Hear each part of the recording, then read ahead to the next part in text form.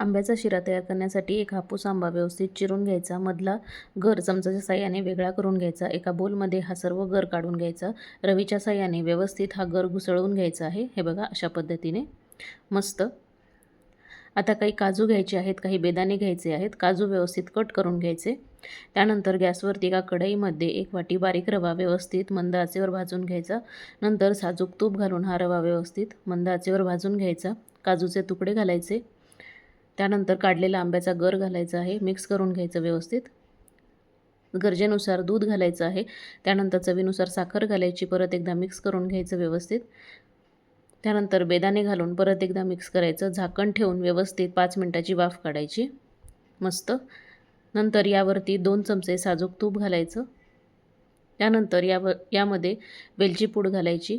परत एकदा व्यवस्थित मिक्स करून घ्यायचं. तर इथे आपला हा चविष्ट आंब्याचा शिरा बनवून तयार झालेला आहे. आवडीप्रमाणे यावरती तुम्ही सजावट करू शकता. तर अशा पद्धतीने हा मस्त असा आंब्याचा शिरा तयार झाला.